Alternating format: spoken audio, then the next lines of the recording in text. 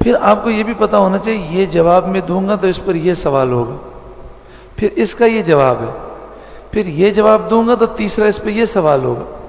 اس طرح آپ کو میں کتابیں بتاؤں گا، آپ کو علماء کے نام بتاؤں گا، آپ یوٹیوب کے ذریعے اس کی تیاری کر کے، کیونکہ آپ کا مقصد لڑنا نہیں ہے، بحث نہیں کرنا، کیا مقصد ہے؟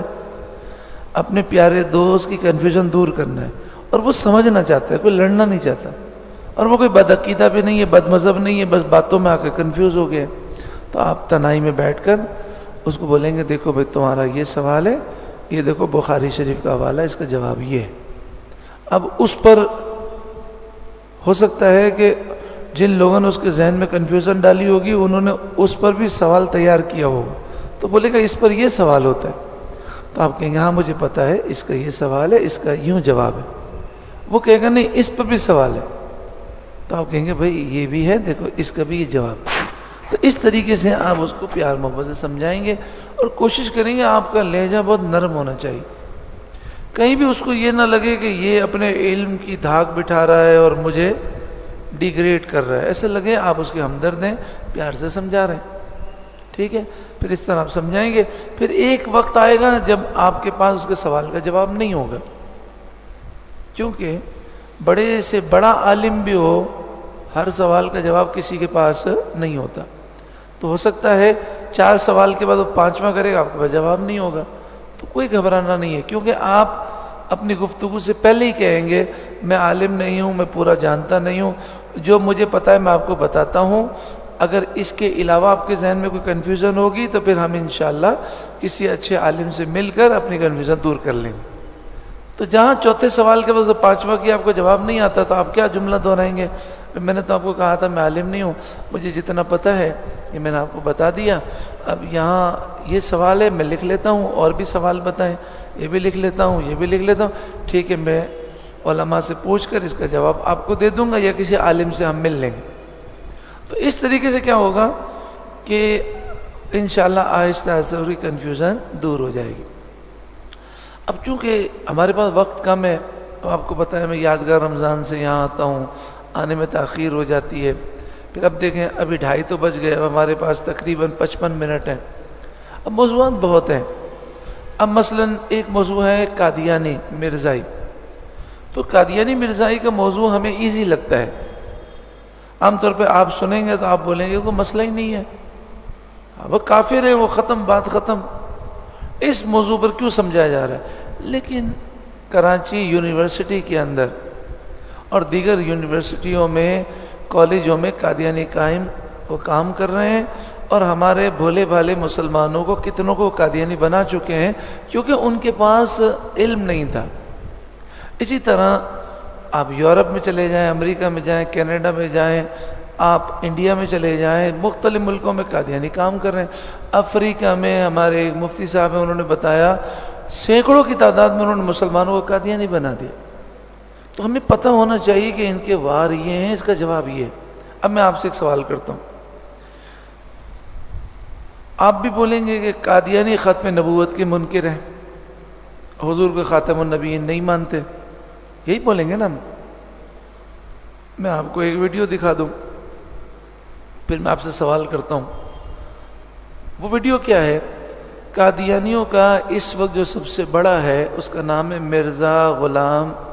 مرزا مسرور احمد، یہ پوری دنیا قادیانیت کا سب سے بڑا ہے، اور یہ مرزا غلام قادیانی کا جو خلیفہ تھا اس سے 5ویں نمبر پر ہے، 5ویں یا 6 نمبر پر، یعنی اس کا خلیفہ، پھر اس کے بعد خلیفہ، یہ 5ویں نمبر پر ہے شاید۔ اس کا نام کیا ہے؟ مرزا مسرور احمد۔ اس کی کسی نے مجھے ویڈیو بھیجی۔ اب آپ کو میں نے بتایا تھا کہ قادیانی جو ہیں وہ پیر مرید کا حساب کتاب کرتے ہیں، اور کہتے ہیں جماعت احمدیہ ہے، ہم احمدی ہیں، جیسے آپ لوگ قادری ہیں، چشتی ہیں، نقش بندی ہے، سہروردی ہیں، تو یہ ایک سلسلہ ہے بیت کا، اس کا نام ہے احمدی، یوں بولتے ہیں قادیانی، اور اپنا نام کیا بولتے ہیں؟ جماعت احمدیہ۔ اور وہ لوگوں کو کہتے ہیں جی ہمارے پیر صاحب ہیں مرزا مسرور احمد، اس طرح بات کرتے ہیں۔ اب پہلی کنفیوژن کیا ہوتی ہے جو پاکستان سے باہر جاتے ہیں، انہوں نے ہمیشہ قادیانی و مرزائی لفظ سنا ہوتا ہے. کیا ہوتا ہے؟ ان کو یہ نہیں پتا ہوتا کہ یہ اپنے آپ کو احمدی بولتے ہیں. اب یہ یورپ میں کسی جگہ پہ گئے، وہ مسجد بنی ہوئی ہے، وہاں درود شریف کی چادر لگی ہوئی ہے، صلاۃ و سلام جمعے کے بعد ہو رہا ہے، قرآن کی تلاوت ہو رہی، سب وہی ہمارے جیسا ہے. اچھا نماز بھی ہماری طرح پڑھ رہے ہیں. تو ان کو سمجھ میں نہیں آتا. وہ احمدی لفظ سنتے ہیں تو کہتے ہیں ماشاء اللہ کوئی سلسلہ ہوگا. پھر ہم اچھا وہ پوچھتے ہیں جی آپ احمدی کیوں کہلاتے؟ جی ہمارے جو بڑے تھے ان کا نام غلام احمد تھا، اس نسبت سے ہم احمدی کہلاتے ہیں، ہم تو حضور کے غلام ہیں. پھر ان کی آپ جیسے مسجد میں جائیں گے تو ان کی دیواروں پر حضور کی شان میں اشعار لکھے ہوں گے، نعتیں لکھی ہوں گی، آیت لکھی ہوگی وَلَٰكِن رسول اللہ و خاتم النبیین. تو اب بندہ تو کنفیوز ہو گیا نا. تو جب تک کسی کے چال اور کسی کا جال پتہ نہ ہو، بندہ جال میں پھنس سکتا ہے. تو پہلا آپ کو لوگوں کو کیا سمجھانا ہے کہ قادیانی اور مرزائی تو ہم انہیں کہتے ہیں، یہ لوگوں کو دھوکہ دینے کے لیے کہتے ہیں ہم قادیانی مرزائی نہیں ہیں، ہم احمدی ہیں. یہ لفظ آپ کو یاد رکھنا ہے. یہ کیا بولتے ہیں لوگوں کو؟ ہم احمدی. دوسرا دھوکہ دیتے ہیں ہمارا تعلق جماعت احمدیہ سے. اور تیسرا دھوکہ یہ دیتے ہیں کہ یہ احمدی پیری مریدی کا سلسلہ ہے، یہ بیعت کا سلسلہ ہے، خانقاہ ہے، یہ ایک پیر صاحب ہیں ان کی خانقاہ ہے. تو ان تینوں دھوکوں کو سمجھنا ہے. یہ لوگ کیا ہیں؟ مرزائی ہیں، قادیانی ہیں، کافر ہیں، اور ان کا اسلام سے کوئی تعلق. دوسرا یہ دھوکہ یہ دیتے ہیں کہ اگر آپ ان سے کہہ دیں اچھا مرزا غلام قادیانی کو ماننے والے ہیں، تو بولیں گے وہ غلام قادیانی نہیں، وہ غلام احمد قادیانی ہے، وہ حضور کے غلام ہیں. اور دیکھیں یہ ان کی کتاب ہے، پوری کتاب حضور کی نعتوں سے بھری ہوئی. انہوں نے حضور کی اتنی تعریفیں کی، آپ ان کو گستاخ کہہ رہے ہیں. یہ ان کا دوسرا دھوکہ ہے. یہ ان کا کیا ہے؟ دوسرا دھوکہ ہے. پھر آپ کہیں گے اچھا یہ مرزا غلام احمد قادیانی کو تم نبی مانتے ہو، تم بڑے گستاخ ہو. بولے نہیں نہیں نہیں، ہم نبی نہیں مانتے، ان کو حضور کا خلیفہ مانتے ہیں، پیر مانتے ہیں ہمارا. جو حضور کو، جو کسی اور کو حضور کے بعد نبی مانے وہ تو کافر ہے. اب آپ بتائیے کیا کریں گے؟ تو پتہ ہوگا نا کہ یہ جھوٹ بول رہے ہیں تو آپ کچھ جواب دے سکتے ہیں. تو کسی نے مجھے ویڈیو بھیجی، مرزا مسرور احمد جرمنی کے اندر بیعت کرا رہا ہے اور سینکڑوں کا مجمع ہے. اب ہمارے یہاں پیر صاحب کیسے بیعت کراتے ہیں؟ سب سے پہلے تجدید ایمان کرتے ہیں، پھر کیا کرتے ہیں؟ توبہ کراتے ہیں، پھر کہتے ہیں میں نے اپنا ہاتھ آپ کے ہاتھ میں دیا اور آپ کے ذریعے حضور غوث اعظم کے ہاتھ میں دیا. اس طرح بولتے ہیں نا. یہ اسی طرح کرا رہا ہے بیعت. میں نے اپنا ہاتھ آپ کے ہاتھ میں دیا اور آپ کے ذریعے مرزا غلام احمد قادیانی کے ہاتھ میں دیا اور ان کے ذریعے حضور کے ہاتھ میں دیا، اور اس طرح کی بیعت کرا رہا ہے. اس پہ کلمہ بھی پڑھ رہا ہے، پہلا کلمہ پڑھا، دوسرا کلمہ پڑھا، اس کا ترجمہ دہرایا. اب جو ویڈیو بھیجنے والے نے مجھے بھیجی تھی وہ کس وجہ سے بھیجی تھی؟ اس نے کہا سب سے کہلوایا کہ کہو میں نبی اکرم صلی اللہ علیہ وسلم کو خاتم النبیین مانتا ہوں. پورے مجمع نے یہ لفظ دہرایا. پھر کہا جو حضور کی ختم نبوت کو نہ مانے وہ کافر ہے، مرتد ہے، زندیق ہے، لعنتی ہے، ملعون ہے، خبیث ہے. اتنے سارے الفاظ بول دی. اب وہ مجھے میسیج کر کے کہہ رہا ہے ارے یہ تو بول رہا ہے کہ میں اس طرح بولو، میں حضور کو کیا مانتا ہوں؟ خاتم النبیین مانتا ہوں، اور جو حضور کی ختم نبوت کا منکر ہے وہ تو کافر مرتد ہے. تو پھر ہمارا ان کا اختلاف کیا ہے؟ آپ کو پتہ ہے مسلمان جو ہے دنیا میں سب سے بھولے کون ہیں؟ مسلمان ہیں. آپ کو ان سے بھولا کوئی نہیں ملے گا. یہ بھولی بھالی بھیڑے ہیں، کیونکہ دین کا علم سیکھنے کا ٹائم نہیں ہے کسی کے پاس. کوئی بھی آگے گمراہ کر سکتا ہے ان کو.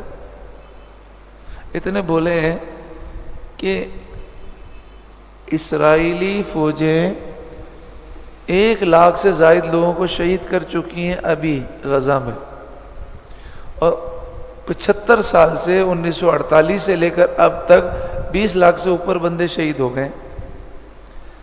اور اس 1 سال کے اندر 1.5 سال کے اندر 1 لاکھ بندے شہید ہوئے ہیں، 3 لاکھ زخمی ہوئے ہیں، معذور ہوئے ہیں، اور لاکھوں بندے وہ بے گھر ہو گئے ہیں، پورے کئی کلومیٹر تک بالکل گھر ویران ہو چکے ہیں، پورے تباہ ہو گئے۔ لیکن ٹی وی پہ بیٹھ کر ایسے بھولے مسلمان ہیں، کہتے ہیں یہ سب جو فلسطینی مجاہدین نے دہشت گردی کی تھی نا 7 اکتوبر کو، اور اسرائیل پہ حملہ کیا تھا، سب سے بڑی غلطی ان کی تھی۔ یہ نہ حملہ کرتے تو مارتا کیوں؟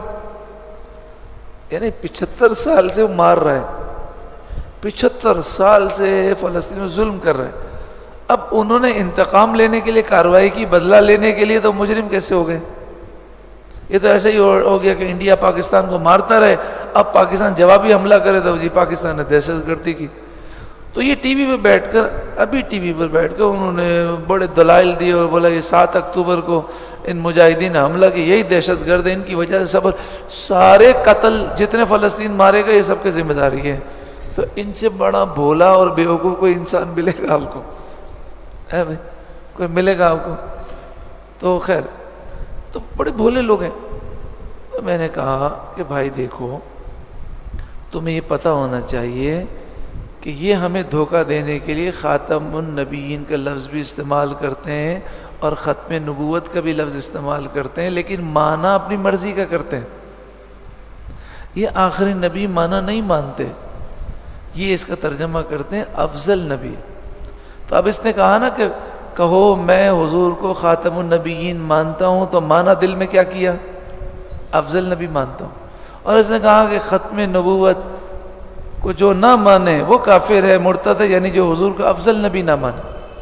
اب جب یہ معنی انہوں نے سکھا دیا اپنی قوم کو، تو معنی یہ ہے کہ یہاں آخری نبی تو مراد ہی نہیں ہے، اس کا مطلب یہ کوئی بھی نبی آ جائے، بس افضل کون ہے؟ حضور صلی اللہ تعالی علیہ وسلم۔ تو میں نے کہا وہ معنی دوسرا کر رہے ہیں۔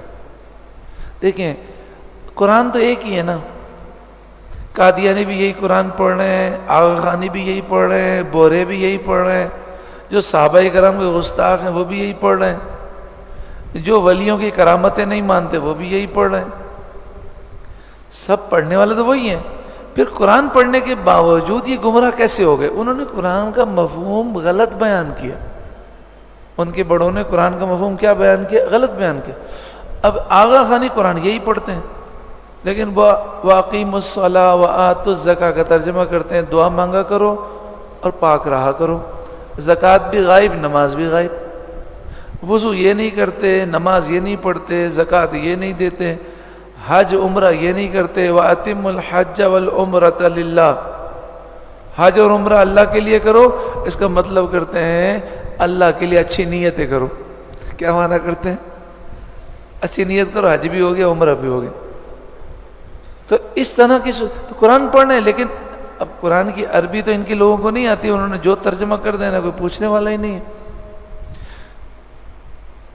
جاوید غامدی کا آپ نے نام سنا ہوگا، جاوید غامدی کے اگر کوئی پروگرام دیکھے تو وہ بھی یہی کرتا ہے۔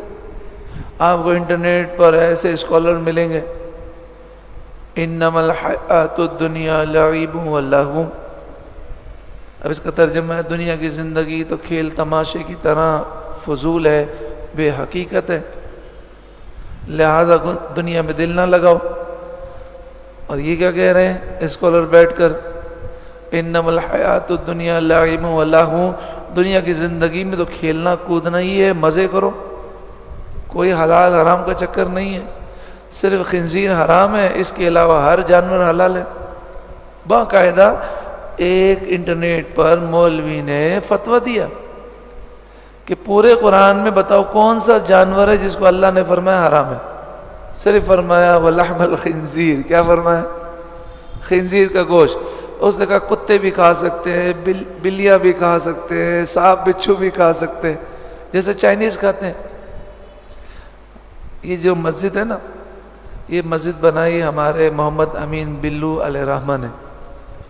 تو یہ مجھے کہتے ہیں میں چائنا گیا، تو عام چائنا کے لوگ غریب لوگ ہیں، لیکن جو چائنا کے امیر لوگ ہیں نا، ان کا ایک بڑا مشہور ریسٹورینٹ تھا، مجھے کہا جناب بڑا مہنگا ریسٹورینٹ ہے، بولا میں گیا تھا، بندر لٹکا ہوا ہے، سانپ لٹکا ہوا ہے، بچھو لٹکا ہوا ہے، ایسی بدبو آ رہی ہے کہ مجھے الٹیاں ہونے لگی. میں نے کہا مصیبت یہ کہاں گئی؟ تو اس نے کہا کہ جناب صرف خنزیر کے گوشت کا حکم ہے. قرآن میں جگہ جگہ لحم الخنزیر، خنزیر کی چربی بھی صحیح ہے، ہڈی میں بھی کوئی حرج نہیں، کھال میں بھی کوئی. قرآن نے تو لحم الخنزیر فرمایا. کتے کھاؤ، بلی کھاؤ، بلیاں کھاؤ، سانپ بچھو کھاؤ، چوہے کھاؤ، کوئی مسئلہ ہی نہیں ہے. تو اب بتاؤ ایسے اسکالر کی کوئی سن لے گا تو ہمیں تو وہ گدھے ذبح کر کے ہی کھلا دے گا. جیسے آپ نے سنا ہوگا ریسٹورینٹ میں بعض اوقات وہ چوہے کا قیمہ بنا کر بنا دیتے ہیں تو بولیں گے ٹھیک ہے اس میں کیا حرج ہے. تو مسئلہ یہ ہے کہ یہ جب آپ کے پاس علم نہیں ہے تو جو جس طرح بھی کہہ دے آپ کو فوراً سمجھ میں آ جائے گی. تو اب آپ کو کیا سمجھنا ہے، سمجھانا ہے سب کو، یا آپ کی ڈیوٹی ہے سب کو سمجھائیں گے کہ خاتم النبیین کا مطلب ہے آخری نبی. اور یہ اس کا یہ ترجمہ نہیں کرتے، اس لیے یہ جب اپنی مسجد میں آیت بھی لکھتے ہیں اور ترجمہ کرتے ہیں تو کیا لکھتے ہیں؟ وَلَٰكِن رسول اللہ، اور وہ اللہ کے رسول ہیں، وہ خاتم النبیین اور خاتم النبیین ہیں. کیونکہ افضل لکھیں گے تو پکڑے جائیں گے، تو افضل تو ان کا اپنے ذہن میں، تو خاتم النبیین کا ترجمہ نہیں، وہی لکھ دیتے خاتم النبیین ہے. ٹھیک ہے، یہ آپ نے سمجھ لیا. اب یہاں یہ سمجھیں کہ قادیانی جو ہیں یہ دھوکہ دینے کے لیے جو باتیں کرتے ہیں وہ میں آپ کو عرض کروں. مرزا غلام قادیانی نے نبوت کا دعویٰ کیا 1901 میں. کس میں کیا؟ 1901 میں. 1901 سے پہلے یہ اپنے آپ کو عالم ربانی کہتا تھا اور مجدد کہتا تھا. انگریزوں نے اس کو پروموٹ کیا اور انگریز پادریوں کو بلایا جاتا تھا، پورے عیسائی ہندو جمع ہوتے تھے اور یہ تبلیغ کرتا تھا اور سب اس کے ہاتھ پر اسلام قبول کر لیتے. یہ سب ڈرامہ تھا. کیا تھا؟ متاثر کرنے کے. لوگ بڑے متاثر ہو گئے کہ بہت بڑا عالم ہے، بڑا مجدد ہے، ہر عیسائی کو ہندو کو جواب دیتا ہے، سب اسلام قبول کر لیتے ہیں. تو پہلے اس کی شہرت دی گئی کہ اس سے بڑا کوئی دنیا میں عالم نہیں ہے اور یہ بہت بڑا عالم ہے، مجدد ہے، یہ تو لوگ اس کے ہاتھ پہ اسلام قبول کر رہے ہیں. جب اس کی شہرت ہو گئی نا تو اس وقت اسے آنا تھا اس عقیدے پر. تو اس نے اپنی کتابوں میں جگہ جگہ لکھا کہ حضور آخری نبی ہیں، جو حضور کو آخری نبی نہ مانے وہ کافر ہے، مرتد ہے. تو اب قادیانی کیا کرتے ہیں کہ جب کوئی ملتا ہے نا تو اس کی 1901 سے پرانی جو کتابیں ہیں وہ اٹھا کے دکھا دیتے ہیں. دیکھو اس میں کیا لکھا ہے، جو حضور کو آخری نبی نہ مانے وہ کافر ہے، مرتد ہے. دیکھو انہوں نے تو کوئی ایسی بات نہیں کی. تو 1901 میں اس نے دعویٰ نبوت کیا ہے. کون سے میں؟ 1901. اور ایک مسئلہ یاد رکھو، قادیانی اور ہم میں ایک بنیادی فرق یہ ہے کہ ہم نبی اکرم صلی اللہ علیہ وسلم کو آخری نبی مانتے ہیں. یہ مرزا غلام قادیانی کو آخری نبی مانتے ہیں کیونکہ ان کا عقیدہ ہے کہ حضور کے بعد نبی مرزا غلام ہے اور اس کے بعد اب کوئی نبی نہیں آ سکتا. تو بس ان میں اور ہم میں جو بنیادی فرق ہے آسان الفاظ میں وہ کیا، ہمارے نزدیک حضور آخری نبی ہے، ان کے نزدیک آخری نبی کون ہے. یہ اس نے کس طرح، دیکھیں مثال کے طور پر آپ کو چھت پہ جانا ہے تو آپ کیا بنائیں گے؟ سیڑھی بنائیں گے. اگر دو پہاڑوں سے ایک پہاڑ سے دوسرے پہاڑ جانا ہے تو رسی باندھیں گے. کہیں سڑک بنائیں گے. تو اس نے کون سی سڑک بنائی؟ مرزا غلام قادیانی نے. اس نے کہا کہ میں عیسائیوں کو اسلام کی دعوت دیتا ہوں تو عیسائی مجھ پر اعتراض کرتے ہیں کہ عیسیٰ علیہ السلام کی جو معجزات ہیں وہ معجزات حضور کے ثابت نہیں ہیں. عیسیٰ علیہ السلام جو ہیں مردوں کو زندہ کرتے، مادرزاد اندھوں کو آنکھیں دیتے، برس کے مریضوں کو شفا دیتے، غیب کی خبریں سناتے. تو حضور کے بارے میں یہ معجزات تو ثابت نہیں ہے، حالانکہ جھوٹ ہے، صحیح روایتوں سے حدیثوں سے ثابت ہے، لیکن پہلے یہ تاثر دے. تو اس نے کہا کہ اب ایسی اس پہ تحقیق میں کر رہا ہوں کہ عیسائیوں کو میں منہ بند کر دوں گا. اور پھر اس نے تحقیق کیا پیش کی کہ یہ جو حضرت عیسیٰ علیہ السلام دکھاتے تھے یہ جادو کے کرتب ہوتے تھے. یہ تو میں بھی کر سکتا ہوں، میں حضور کا غلام ہوں، میں بھی کر سکتا ہوں، لیکن مجھے جادو پسند نہیں۔ یہ میں اپنی طرف سے نہیں کہہ رہا، آپ اگر دیکھنا چاہیں اس کا حوالہ تو کتاب ہے بہار شریعت کا پہلا حصہ۔ کون سی کتاب ہے؟ بہار شریعت کا پہلا حصہ آپ لے لیں نیچے سے، جو دعوت اسلامی نے شائع کیا ہے، مکتبۃ المدینہ نے، وہ لے لیں تو اس میں قادیانی کا چیپٹر ہے، اس میں نیچے کتابوں کے عکس بھی ہیں، جو اس کی غلط باتیں لکھی ہیں اس کی انہوں نے کتابوں کی فوٹو بھی دی ہے، وہ آپ دیکھ لیں۔ تو اس نے کہا کہ یہ حضرت عیسیٰ علیہ السلام کا کوئی معجزہ نہیں ہے، یہ جادو کے کرتب ہے۔ اب لوگوں نے سمجھا نہیں کہ یہ تو قرآن کا انکار کر رہا ہے، تو جو دیکھیں کسی کو پہلے آپ عقیدت مند بنا دیں تو وہ کیا ہو جاتا ہے؟ اندھا ہو جاتا ہے۔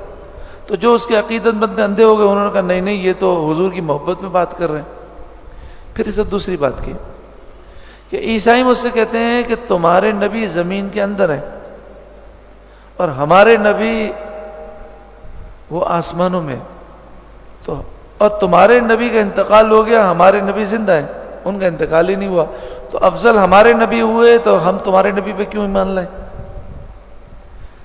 یہ کر کے اپنے ساتھیوں کو اس نے کہا دیکھو یہ ہمارے علماء نے یہ مسئلہ سمجھا ہی نہیں، اور پھر اس نے پہلے اپنے متاثر کیا اور تاثر کیا دیا میں حضور کی محبت میں کر رہا ہوں، لوگوں کو سمجھ نہیں آئے کہ وہ کر کیا رہے۔ تو اس نے کہا کہ نہیں نہیں، حضرت عیسیٰ علیہ السلام کی تو وفات ہو گئی تھی، اور جو قرآن میں ہے نا کہ ان کو اٹھا لیا، اس سے مراد روح اٹھا لیا، تو اس نے کیا کر دیا کہ حضرت عیسیٰ علیہ السلام کی کیا ہو گئی؟ وفات ہو گئی۔ پھر اس نے کہا کہ ہمارے نبی بغیر باپ کے پیدا نہیں ہوئے اور عیسیٰ علیہ السلام بغیر باپ کے پیدا ہوئے، تو یہ فضیلت سے پھر عیسائی ہماری بات نہیں مانتے۔ اس نے اس کا بھی انکار کر دیا اور کہا عیسیٰ علیہ السلام کی والدہ حضرت مریم نے یوسف سے نکاح کیا تھا، ایک یوسف نام کے بندے سے، ان سے عیسیٰ علیہ السلام پیدا ہوئے۔ اب کیا ہوا کہ اس کی جو عقیدت بندے ان میں سے جس کو عقل تھی وہ اس سے دور ہوتے گئے، لیکن ہزاروں لوگوں کو، لاکھوں لوگوں کو اس نے کیا بنا لیا تھا کہ یار یہ ایک جدید محقق ہے، 1400 سال میں کسی نے وہ بات نہیں کی جو یہ کر رہا ہے۔ اس کی دوسری مثال جو ہے چھوٹا مرزا ہے، جسے مرزا انجینئر کہتے ہیں۔ اب لوگ کہتے ہیں نا یار دیوبندی، وہابی، شیعہ، سنی، کسی نے وہ تحقیق نہیں کی جو اس نے کی ہے۔ اب آگے جا کر یہ کیا کرے گا اللہ بہتر جانے، لیکن اس نے تو کسی کو چھوڑا نہیں ہے، اور اس کی تقریروں سے لگتا ہے سارے 1400 سال سے بیوقوف آتے رہتے، اسی کو قرآن حدیث صحیح سمجھ میں آئے۔ تو مرزا غلام قادیانی نے یہی تاثر دیا، اسی لیے ہمارے علماء اس کو بڑا مرزا کہتے ہیں، اس کو چھوٹا مرزا کہتے ہیں کہ یہ دیکھو ابھی آگے جا کر کیا کرنے والا ہے، کیونکہ جس طرح لاکھوں لوگوں کو اس نے متاثر کیا، مرزا نے متاثر کر لیا تھا۔ اب مرزا غلام قادیانی نے کہا کہ نا عیسیٰ علیہ السلام بغیر باپ کے نہیں ہیں، عیسیٰ علیہ السلام کی وفات ہو گئی ہے، اور عیسیٰ علیہ السلام کے معجزات جو ہیں یہ جادو کے کرتب تھے، اور میں بھی کر سکتا ہوں لیکن مجھے جادو کرنا پسند نہیں۔ پھر حضرت عیسیٰ علیہ السلام کی سے گستاخیاں شروع کی، اور وہ گستاخیاں بہار شریعت کے پہلے حصے میں کتاب کے حوالوں کے ساتھ، اور کتاب کا آپ سمجھے فوٹو بھی موجود ہے اس میں، آپ دیکھ لیں۔ اس نے کہا حضرت عیسیٰ علیہ السلام نعوذ باللہ من ذالک زنا کرتے تھے، گندی عورتوں سے ان کے تعلقات تھے، گندی عورتیں جو ہیں ان کو تیل کی مالش کرتی تھیں، یعنی اس طرح گستاخی پہ آ گئی۔ پھر اس نے 400 نبی کی گستاخی کی۔ کتنے نبیوں کی؟ 400 نبیوں، اور کہا کہ 400 نبی نے ایک بادشاہ کو جھوٹ بولا، تو بتائیے جو ایک نبی کا گستاخ ہو مومن ہو سکتا ہے؟ تو اعلیٰ حضرت امام اہل سنت نے فرمایا اگر قادیانی سے کبھی بات ہو تو اس سے کہو تم مرزا غلام قادیانی کو مسلمان ثابت کر کے دکھا دو، آگے کی بات چھوڑو، کیا بولنا ہے؟ مسلمان ثابت کر کے دکھا دو، جو اتنے نبیوں کا گستاخ ہو وہ تو کافر ہے، تم اسے نبی مانتے ہو۔ اور پھر اعلیٰ حضرت امام اہل سنت امام احمد رضا علیہ رحمہ کے علم پر قربان جائے، انہوں نے فرمایا میں لکھ کر دیتا ہوں یہ ان گستاخیوں پر کبھی بات کرنے کے لیے تیار نہیں ہوں گے۔ ہمارے ایک دوست ہیں، وہ کسی کو مسلمان کرنا چاہتے تھے، تو ان کے سامنے شرط رکھی گئی کہ اگر آپ ہمارے مولوی کو ہرا دیں، اگر آپ ہمارے مولوی کو ہرا دیں، یہ بات یاد رکھیں، قادیانی اپنے مولوی کو مربی کہتے ہیں، یہ لفظ یاد رکھیں۔ کیا بولیں؟ کبھی آپ یورپ پہ ہو، کسی کی زبان سے نکل جائے میرے مربی نے یہ بولا تو سمجھ جانا یہ کون ہے۔ قادیانی اپنے مولوی کو کیا کہتے ہیں؟ زور سے بولیں، مربی۔ ہاں، یہ ساری دشمنوں کی علامتیں ہمیں یاد رکھنی چاہیے۔ تو کہا جی ہم میرے مربی کو ہرا دیں گے میں مسلمان ہو جاؤں۔ تو بھائی کہاں ہرانے جانا ہے؟ بولے ربوہ جانا پڑے گا۔ تو انہوں نے پورے پاکستان سے جو علماء اہل سنت میں ماہرین ہیں، جنہوں نے ساری زندگی قادیانیوں کو مناظرہ کر کے ہرایا تھا، 3-4 ایسے بڑے بڑے علماء کو لیا اور ٹیم بنا کے جانے لگے۔ مجھے فون کیا بھائی ہم جا رہے ہیں، تو میں نے کہا کہ آپ ایک موضوع پہ بات کریں گے، ان سے کہنا کہ مرزا غلام قادیانی کو مسلمان ثابت کریں اور ہم اس کو کافر ثابت کریں گے، اس کی گستاخیوں پہ بات کریں گے۔ تو مجھے کہنے لگے وہ تو مسئلہ ہی نہیں ہے، وہ کر لیں گے۔ میں نے کہا میرے اعلیٰ حضرت امام اہل سنت نے لکھ کر دیا ہے نہیں کریں گے۔ انہوں نے کہا یہ کیا بات ہے، وہ کریں گے کیوں نہیں کریں گے؟ بولا ہے ہر موضوع پہ بات کریں گے۔ میں نے کہا جائیے، لیکن آپ کو ضد کرنی ہے کہ ہم اس موضوع پہ بات کریں گے۔ بس ٹھیک ہے۔ اچھا جب وہ وہاں گئے ربوہ میں، تو ربوہ میں انہوں نے ایک بہت بڑا ہوٹل بنایا ہے، اتنا بڑا ہے کہ 3500 شاید کمرے ہیں اس میں، اور اس کا انہوں نے استقبالیہ بنایا ہے، سمجھے کہ یہ بہار شریف مسجد کا جو لان ہے نا، اس سے بھی 10 گنا بڑا ہے استقبالیہ۔ اور اس کے اندر آپ داخل ہو نا تو یہ آپ کو پہلے انتظار کراتے، آپ بیٹھے ہیں ہمارے مربی آ رہے ہیں۔ انتظار کا مقصد یہ ہوتا ہے کہ آپ اس ماحول کو دیکھیں۔ تو انہوں نے وہاں پر یعنی آپ جیسی بس ربوہ کوئی جائے تو پوری عمارت پر اتنا بڑا لکھا ہے لا الہ الا اللہ محمد رسول اللہ۔ تو یہ پڑھ کر عام آدمی تو ویسے ہی ٹھوس ہو جائے گا یار کلمہ لکھا ہو۔ جیسے اندر جائیں گے تو اتنی بڑی عمارت پر ایک ہی آیت لکھی ہے، ما کان محمد ابا احد من رجالکم ولکن رسول اللہ وخاتم النبیین، اور اس کے نیچے ترجمہ لکھا ہے لیکن خاتم النبیین کا ترجمہ نہیں کیا۔ کیا کہا؟ اور وہ خاتم النبیین ہے۔ اب عام بندہ تو بولے گا یار خاتم النبیین کا لفظ لکھا ہے۔ پھر وہ جو دیواریں ہیں نا بہت طویل ہیں، تو اس دیواروں میں انہوں نے کیا کیا ہے، نعتیہ اشعار لکھے۔ اور اس نے کہا کمال یہ ہے کہ جو اقبال کے اشعار ہیں نا جو مشہور ہیں کہ علامہ اقبال نے حضور کی شان میں کہیں، وہ اشعار لکھ کر نیچے مرزا غلام قادیانی کا نام لکھ دیا کہ مرزا غلام قادیانی دیکھیں حضور کی یہ تعریف کریں۔ اب بندہ کیا کرے گا، پونے گھنٹے تک فارغ ہوگا تو بتائے کیا کرے گا، وہی ساری چیز دیکھے گا، اشعار پڑھے گا۔ تو بولا ہم تو یہ تصور کر کے گئے تھے قادیانی بڑے گندے ہیں، حضور کو گالیاں دیتے ہیں، بیعت بھی کرتے ہیں، گستاخی کرتے ہیں، تو انہوں نے یہ سب ماحول بنایا تھا۔ اب اس کے بعد کا اس سے میٹنگ شروع ہوئی، تو ان کا جو سب سے بڑا تھا وہ آیا ہمارے پاس، اور اس نے کہا کہ جناب آپ جتنا دن رہنا چاہیں، آپ ہمیں جتنی گالیاں دینا چاہیں گالی دیں، لیکن ہم آپ سے پیار سے بات کریں گے۔ آپ مرزا غلام قادیانی کو جتنی گالیاں دینی ہو دیں، لیکن ہم آپ کا بڑا ادب کریں گے، بڑے پیار سے بات کریں۔ کیوں؟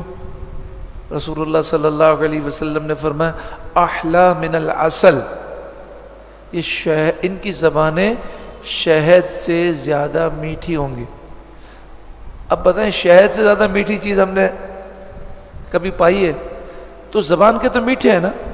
ایک دفعہ میرے ساتھ بھی ہوا تھا، میں اسکوٹر چلا رہا تھا، میرے خیال 25 سال یا 30 سال پرانی بات ہے، تو ایک قادیانی نے مجھے لفٹ دی، لفٹ مانگی، مجھے نہیں پتا تھا قادیانی ہے، میں نے بٹھا لیا۔ تو جیسے ہی اس نے کہا بس یہاں اتار دیں، تو وہ اتر گیا نا، تو میں نے کہا کہ یہاں ہمارا درس ہوتا ہے، آپ آئیے گا، 25-30 سال پرانی۔ تو مجھے کہنے لگا سوری ہم تو احمدی ہیں، کیا آپ کی مسجد میں ہمیں آنے کی اجازت ہے؟ اتنے پیار سے مجھے تو آگ لگ گئی۔ میں نے کہا لا حول ولا قوت الا باللہ، میں نے کہا تو خبیث قادیانی مرزائی ہے، بولا نہیں نہیں قادیانی مرزائیوں پہ تو لعنت ہو، ہم تو احمدی ہیں، حضور کے غلام ہیں۔ تو میں نے کہا اچھا مرزا غلام قادیانی کو تم مانتے ہو نا، وہ خبیث لعین مردود۔ بولا آپ کو اور بھی گالیاں دینی ہو میں بیٹھا ہوں حاضر ہوں، آپ ہمارے بڑے کو جتنی بھی گالیاں دیں، ہمیں تو اخلاق سکھائے، ہم تو تمیز۔ تو مجھے حدیث اس دن سمجھ میں آئی، احلا بولیں، احلا زور سے بولیں، احلا، احلا مانے زیادہ میٹھی ہوں گی زبانیں، من العسل، اصل کسے کہتے ہیں؟ عین سے اصل، شہد، شہد سے زیادہ میٹھی زبانیں ہوں، لیکن دل ان کی بھیڑیے کے ہوں گے۔ اس سے کہتے کہ آپ کو جتنی گالیاں دینی ہو، ہمیں دینی ہو، مرزا غلام قادیانی ہو، کوئی مسئلہ نہیں، ہم آپ کو کچھ نہیں کہیں گے، جناب 5 اسٹار روم تیار ہے، آپ یہاں 10 دن رہیں، 15 دن، آپ کو 5 اسٹار بفے لگے گا، آپ کھائیں پیئیں آرام کریں، بس آپ کو اپنا شناختی کارڈ جمع کرانا ہے، کوئی آپ سے فیس نہیں لی جائے۔ اور کہا اسی وقت ایک بندہ جاپان سے آیا تھا، اس نے کہا میں نے سنا ہے آپ لوگ کافر ہو، تو مجھے آپ پہ تحقیق کرنی ہے۔ تو بولا آئیے، اس کا شناختی کارڈ لیا، اس کو روم کی چابی دی، 5 اسٹار روم کی، اب کھلائیں گے پلائیں گے، اور پھر ماحول ایسا بنائیں گے کہ بندہ کس میں آ جائے گا؟ دھوکے میں آ جائے گا۔ تو میرے دوست نے کہا ہم کھانے پینے نہیں آئے۔ تو کہا صبر کریں، ابھی آپ اتنے دور سے آئیں، یہ کھانا تو کھا لیں، شربت تو پی لیں۔ بولا تمہارا پانی بھی نہیں پینا، ہم اپنا پانی لے کر آئیں، ہم مناظرے کے لیے آئیں، اور اس لیے آئیں تاکہ یہ اسلام قبول کر لیں۔ تو بولا یہ بتائیے کہ آپ کا تعلق کس فرقے سے ہے؟ بولا کیا مطلب؟ بولا ہم نے ہر فرقے کے لیے اپنا ماہر الگ رکھا ہو، اگر آپ کا تعلق جو ہے دیوبندی سے ہے تو ہمارا ایسا مربی ہے جس نے شروع سے لے کر آخر تک دیوبندیوں کے مدرسے میں پڑھا ہے، وہیں سے سند لی ہے دور حدیث کی، اور وہ ایک ایک رگ کو جانتا ہے، وہ آپ کو دیوبندی کتابوں سے بات کرے گا۔ اگر آپ کا تعلق شیعہ سے ہے تو ہمارے پاس ایسا مربی ہے جس نے شروع سے لے کر آخر تک شیعہ کے مدرسوں میں پڑھا ہے، وہیں سے دارالعلوم سے فارغ التحصیل ہوا ہے اور سند لی۔ اس طرح ہر ایک کام نے انتظام کیا۔ اس نے بولا دیکھو ہمیں تو ایسا ماہر چاہیے جس کو ہر سبجیکٹ پر مہارت ہو، ایک بندہ نہیں چاہیے۔ اس نے بولا پھر تو میں ہوں، میں سب سے بڑا ہوں، میں نے ہر جگہ جو ہے میں نے وقت گزارا ہے اور ہر ایک کی کتابوں کا مجھے علم ہے۔ ٹھیک ہے چلو مناظرہ شروع کرتے ہیں۔ کہ آپ کا موضوع کیا ہے؟ اس نے کہا ہمارا موضوع یہ ہے کہ آپ ثابت کریں مرزا غلام قادیانی مسلمان ہے، اور ہم ثابت کریں گے وہ گستاخ انبیاء ہے، وہ کافر ہے۔ بولا خلاص اس موضوع پہ بات نہیں کریں گے، اس موضوع پہ ہم کبھی بات نہیں کریں گے۔ بولا کیوں؟ بولا نہیں اس موضوع پہ بات کرنا منع ہے ہمیں، اور کوئی موضوع بتائیں آپ۔ ہم چلیں موضوع پہ بات کرتے ہیں، عیسیٰ علیہ السلام کی وفات ہوئی ہے کہ وہ زندہ ہیں؟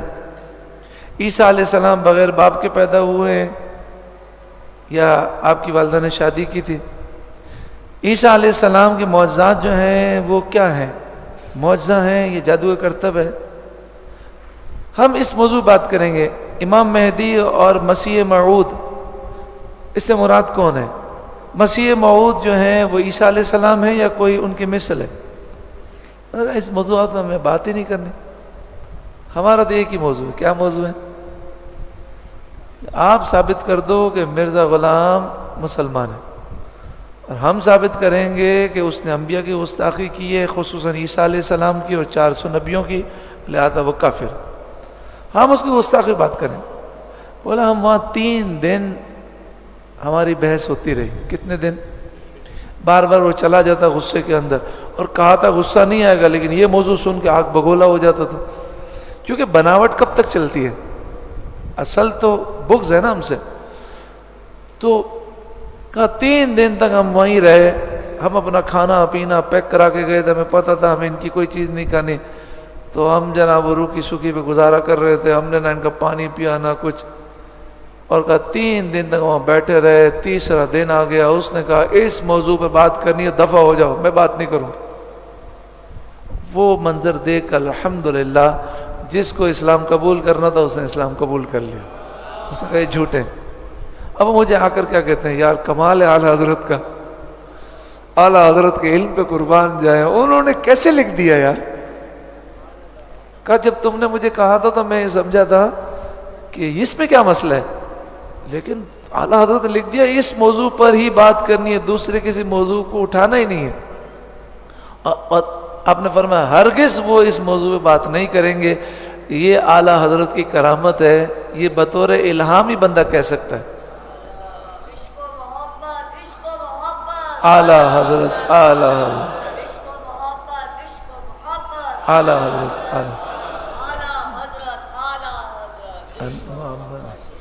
اچھا جب وہ 3 دن رہے تو کہا جب بھی ہم یہ موضوع نکالتے تو وہ ادھر ادھر کی باتیں شروع کر دیتا. تو ایک دن کہنے لگا دیکھو خاتم النبیین کا معنی کیا ہے؟ تو انہوں نے کہا جی آخری نبی. کہا نہیں یہ معنی نہیں ہے، خاتم النبیین کا معنی ہے سب سے افضل نبی. دیکھیں آپ کے سب سے بڑے عالم ہیں، انہوں نے یہ بات لکھی ہے. اور اسے دارالعلوم دیوبند کا جو بانی ہے نا قاسم نانوتوی، اس کی کتاب تحذیر الناس اٹھائی اور کتاب کھول کے سامنے رکھ دی. سب سے پہلے یہ فتنہ شروع کرنے والا قاسم نانوتوی ہے، دارالعلوم دیوبند کا بانی. اس نے تحذیر الناس میں لکھا کہ عام لوگ یہ سمجھتے ہیں کہ خاتم النبیین کا معنی ہے آخری نبی، لیکن یہ معنی نہیں ہے. اس کا معنی ہے بالذات نبی، یعنی افضل نبی. آسان لفظ میں کیا معنی لے لیں؟ افضل نبی. یہاں سے قادیانیوں نے یہ پکڑا ہے. یعنی انگریزوں نے پیچھے سے کام کیا ہے. ایک بندے کو پہلے مشہور کیا، اس نے لکھ دیا، پھر وہاں سے قادیانیوں نے پکڑ لیا، انہوں نے کہا دیکھو لکھا ہے. اور پھر اس نے یہاں تک لکھا ہے تحذیر الناس میں، اگر آپ کو یہ حوالہ بھی چاہیے تو باہر شریعت کی جو پہلا حصہ ہے اس میں موجود ہے یہ حوالہ، اس میں کتاب کی فوٹو بھی موجود ہے. اس نے لکھا کہ حضور کے زمانے میں یا حضور کے بعد کوئی نیا نبی آ جائے تو بھی خاتمیت محمدی میں کوئی فرق واقع نہیں ہوگا، کیونکہ خاتم النبیین کا مطلب ہے افضل نبی. کوئی بھی نبی آ جائے حضور ہی افضل نبی رہیں گے. اب مرزا غلام قادیانیوں میں اور قاسم نانوتوی میں ایک ہی فرق ہے.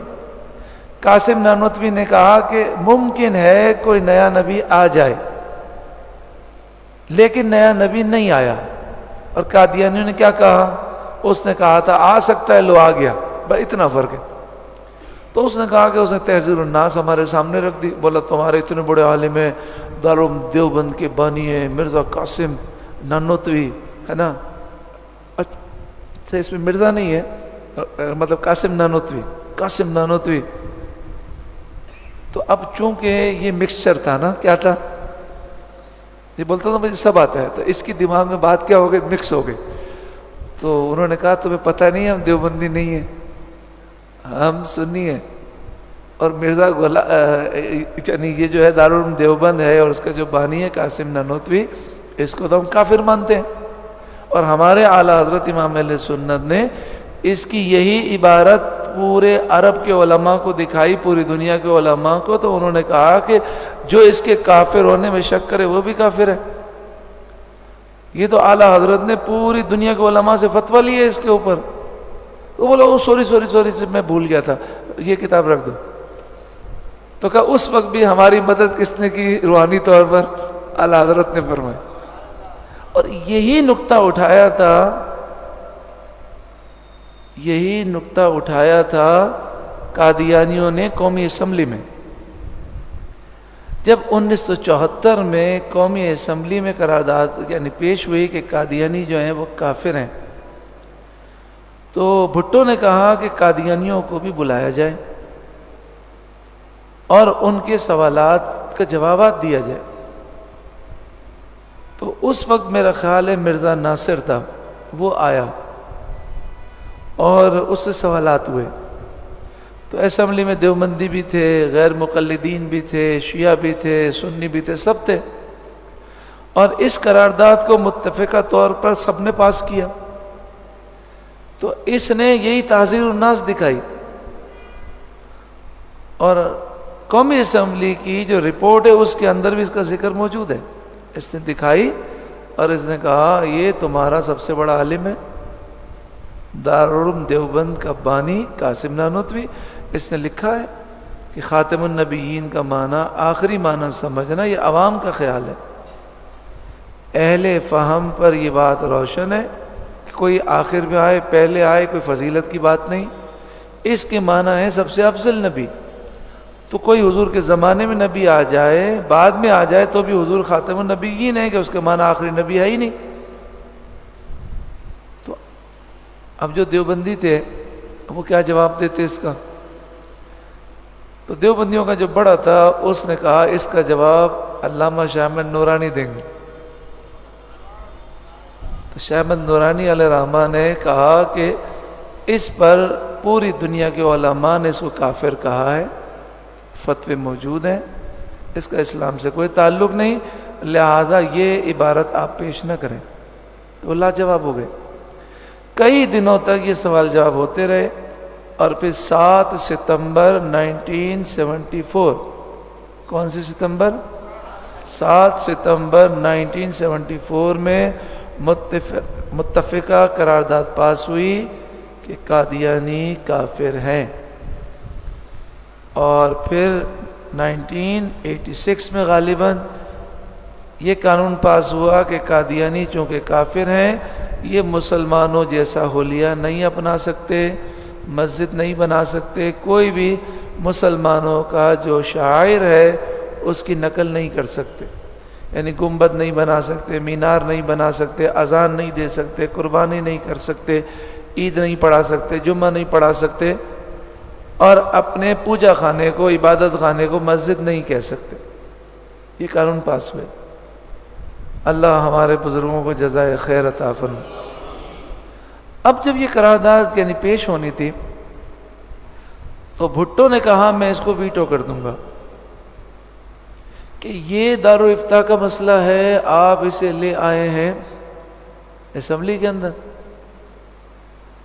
تو علامہ شاہ احمد نورانی علیہ الرحمہ نے بھٹو سے ٹائم لیا اور 12 منٹ لیے تھے، کہا مجھے آپ کے چیمبر میں ملنا ہے۔ جب ملے تو آپ نے فرمایا دیکھیں میں اپوزیشن لیڈر ہوں، کل میں وزیر اعظم بن رہا ہوں، آپ کی سیٹ گئی، پورا ملک میرے ساتھ ہے۔ تو بھٹو نے زور سے کہکا مارا اور کہا علامہ شاہ احمد نورانی صاحب میں تو آپ کو بہت بڑا سیاستدان سمجھتا تھا، آپ کو تو سیاست کی الف بے بھی نہیں آتی، قبضہ کر کے صدر تو بنا جا سکتا ہے لیکن جعلی وزیر اعظم نہیں بن سکتے۔ وزیر اعظم وہی ہوتا ہے جو قانونی ہوتا ہے، جسے اسمبلی اعتماد کا ووٹ دیتی ہے۔ تو اسمبلی کے اندر آپ کے پاس اتنے ممبر ہی نہیں ہیں کہ آپ وزیر اعظم بن سکیں، تو جعلی وزیر اعظم نہیں ہو سکتا، قانونی ہونا چاہیے۔ تو آپ نے فرمایا جب اس ملک میں جعلی وزیر اعظم نہیں ہو سکتا تو جعلی نبی کیسے ہو سکتا ہے؟ بھٹو کو سمجھ میں آ گیا۔ تو بھٹو نے کہا دیجیے۔ سب سے پہلے انہوں نے سگنیچر کیے، پھر سگنیچر کر کے بھٹو رو پڑے۔ بھٹو بظاہر گناہگار تھے، شراب بھی پیتے تھے، بہت ظلم بھی کیا علماء پر، لیکن کوئی ایک کام جب بندہ حضور کے لیے کرتا ہے اس پہ کرم ہو جاتا ہے۔ آج دیکھیں آج کون سی تاریخ ہے؟ جی 23 مارچ، 2 دن پہلے پوری فوج کے سامنے بھٹو کو ایوارڈ دیا گیا، بھٹو کو ایوارڈ دیا گیا اور سب سے بڑا ایوارڈ دیا گیا۔ اور اس سے کچھ دن پہلے ہماری سپریم کورٹ نے پورے فل بینچ نے یہ فیصلہ سنایا کہ بھٹو کو بے گناہ بھٹو تھا، اس کو زبردستی پھانسی دی گئی ہے، وہ مجرم نہیں تھا۔ تو جو حضور کی عزت کی حفاظت کرے اللہ اس کو عزتیں عطا فرماتا۔ دنیا کی تاریخ میں ایسا نہیں ہوا۔ بھٹو کو سزا دینے والے 2 جج تھے یا 3 جج تھے، لیکن پورے فل بینچ نے، سارے ججوں نے مل کر کہا کہ انہوں نے حکومت کے یا فوج کے دباؤ میں اور بیرونی دنیا کے دباؤ میں غلط فیصلہ کیا، بھٹو بے گناہ تھا، وہ کوئی قاتل نہیں تھا، اس کو پھانسی غلط دی گئی، وہ شہید ہے۔ اور ابھی پوری فوج کے سامنے، یعنی بھٹو کو پھانسی کس نے لگائی تھی؟ فوجی جنرل آرمی چیف ضیاء الحق نے۔ اب فوج کے سامنے اس کو سب سے بڑا اعزاز دیا گیا، یعنی فوج نے بھی تسلیم کر لیا کہ ہمارے چیف آف آرمی اسٹاف نے ظلم کیا تھا۔ تو یہ عزتیں اس کو کیوں ملی؟ اس لیے کہ اس نے ایک موقع پر صحیح فیصلہ کیا۔ تو بھٹو نے سگنیچر کر کے وہ رو پڑے اور کہا شاہ احمد نورانی صاحب عالمی پریشر ہے اور مجھے کہا گیا کہ یہ قرارداد پاس نہیں ہونی چاہیے ورنہ تمہیں نہیں چھوڑیں گے، لیکن میں نے ساری زندگی گناہ کیے ہیں، آپ دعا کریں کہ یہ میرا کام قبول ہو جائے۔ لیکن میں آپ کو ایک بات بتا دوں، اب میں نہیں بچوں گا، مجھے مار دیا جائے گا۔ یہ میں نے سگنیچر کیے ہیں اپنی موت پر، جب میں مر جاؤں آپ کو خبر ملے تو میرے لیے مغفرت کی دعا کیجیے گا۔ شاہ احمد نورانی صاحب ایک دفعہ جا رہے تھے تو بھٹو کی قبر کہاں ہے؟ گڑھی شاہو، اچھا گڑھی خدا بخش، تو گڑھی خدا بخش کا بورڈ دیکھا تو شاہ احمد نورانی صاحب نے کہا گاڑی موڑو۔ اب کئی کلومیٹر تک سفر کر کے گئے اور پھر روئے شاہ احمد نورانی ان کی قبر پہ جا کر، بہت فاتحہ کی۔ تو ان کے دوست نے کہا کہ حضرت ایک شرابی آدمی، گناہگار آدمی، سیاستدان آدمی، عیاش آدمی، اس کے لیے آپ نے اتنے کلومیٹر سفر کیا، پھر رو رو کر اس کی قبر پہ دعائیں کی۔ تو فرمایا ایسا مت بولو، اس نے جس جذبے کے ساتھ حضور کی ناموس کی حفاظت کی ہے نا، عقیدہ ختم نبوت کی حفاظت کی ہے، مجھے لگتا ہے اس کی بخشش ہو گئی۔ کیونکہ جتنا بھی بندہ مجرم ہو، اگر حضور کے لیے جان دے دیتا ہے تو حضور تو کریم ہے، حضور تو کریم ہے۔ تو آج دیکھیں کہ میں سوچا کرتا تھا، میں سوچتا تھا کہ جب انہوں نے ناموس رسالت کے لیے اتنا بڑا کام کیا تو بھٹو کو آج تک قاتل سمجھا جاتا ہے۔ ہماری سپریم کورٹ کہتی ہے یہ قاتل تھا، اس کو سزائے موت ہوئی، اور اس پہ تو کافی الزامات ہیں۔ تو پھر اللہ نے مجھے دکھایا کہ اللہ تعالیٰ کے حبیب کی جو عزت کی حفاظت کرتا ہے، اللہ اس کی عزت کی حفاظت فرماتا ہے مقام۔ تو اللہ انہیں جزائے خیر دے۔ اور یہ سارا کام کس نے کیا؟ ہمارے بزرگوں نے۔ تو بات یہ تھی کہ قادیانی کو ہم لوگوں نے معمولی سمجھا، اور جب تک ہم پاکستان میں تھے ہم نے کہا اس موضوع پہ بات کرنے کی کیا ضرورت ہے، خبیث ہیں، لعنتی ہیں، کیا مسئلہ ہوا۔ لیکن جب باہر گئے پاکستان سے، کوئی قادیانی ٹکرا گیا، اس نے گھمانے کی کوشش کی، بندہ گھوم گیا۔ اچھا اب یہ لوگ کیا کرتے ہیں؟ ایک اور وار بھی کرتے ہیں۔ انہوں نے کہا کہ عیسیٰ علیہ السلام کی وفات ہو گئی، خبیثوں نے کہا۔ پھر انہوں نے کہا کہ جب عیسیٰ علیہ السلام کی وفات ہو گئی تو عیسیٰ علیہ السلام واپس کیسے آئیں گے؟ آئی سمجھ میں؟ تو یہ وفات تک پہنچنے کا چکر انہوں نے اس لیے چلایا تھا۔ جب عیسیٰ علیہ السلام کی وفات کو انہوں نے مان لیا تو پھر کیا کہا؟ عیسیٰ علیہ السلام پھر کیسے آئیں گے؟ اور حدیث پاک میں ہے کہ نزل المسیح، مسیح عیسیٰ علیہ السلام نازل ہوں گے۔ تو انہوں نے کہا کہ اب چونکہ عیسیٰ علیہ السلام کی وفات ہم نے ثابت کر دی، اب یہ واپس نہیں آ سکتے، لہذا اس حدیث کے معنی میں تعویل کرنی ہوگی۔ اب جہاں پر نزلہ ہے اس کا انہوں نے ترجمہ کر دیا ولیدہ، پیدا ہوگا۔ اتریں گے کا ترجمہ کیا کر دیا؟ پیدا ہوں گے۔ اور جہاں عیسیٰ کا نام ہے نزلہ عیسیٰ، تو انہوں نے کہا ولیدہ مثل عیسیٰ، کیا ترجمہ کر دیا؟ کہ عیسیٰ علیہ السلام جیسا پیدا ہوگا، عیسیٰ علیہ السلام جیسا پیدا ہوگا۔ اور پھر اس نے دعویٰ کیا کہ میں مثیل مسیح ہوں۔ کیا ہوں؟ میں مثیل عیسیٰ ہوں، میں عیسیٰ علیہ السلام کے مثل ہوں، بلکہ ان سے افضل ہوں۔ اور پھر اس نے کہا کہ جو اللہ نے فرمایا، اللہ کے حبیب نے، کہ مسیح موعود کا وعدہ کیا، ایک مسیح دوبارہ آئیں گے، عیسیٰ علیہ السلام واپس آئیں گے، تو اس کو عربی میں کیا کہتے ہیں؟ مسیح موعود۔ کیا کہتے ہیں؟ زور سے بولیں۔ جس مسیح کا حضور نے وعدہ کیا، تو اس نے کہا مسیح موعود سے مراد میں ہوں، عیسیٰ علیہ السلام کی تو وفات ہو گئی ہے۔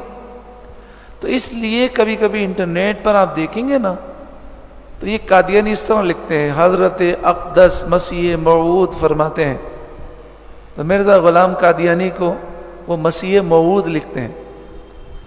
اب سمجھ میں آیا مسیح موعود کے معنی کیا ہیں؟ مسیح کا اللہ کے حبیب نے وعدہ کیا وہ آئیں گے، تو انہوں نے کہا ان کی تو وفات ہو گئی، وہ نہیں آ سکتے، تو پھر کیا معنی کر دیے کہ مسیح موعود سے مراد ہے عیسیٰ علیہ السلام جیسا پیدا ہوگا۔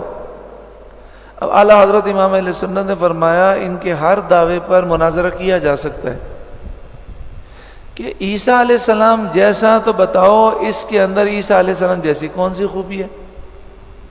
تو اب مسئلہ آ رہا تھا معجزات کا، تو اس نے جان چھڑانے کے لیے کیا کہہ دیا، یہ تو جادوئی کرتب ہے۔ مسئلہ آ رہا تھا وہ بغیر باپ کے ہیں، تو کہا نہیں باپ سے پیدا ہوئے۔ تو اس طریقے سے اس نے اپنے آپ کو مسیح یعنی موعود بنا دیا اور کہا میں مثیل عیسیٰ ہوں، مثل عیسیٰ ہوں۔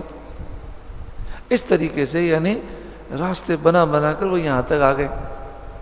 تو اعلیٰ حضرت نے فرمایا ہر موضوع پر ہم شکست دے سکتے ہیں، لیکن دشمن کو وار کرنا چاہیے جو ان کو آگ لگا دے۔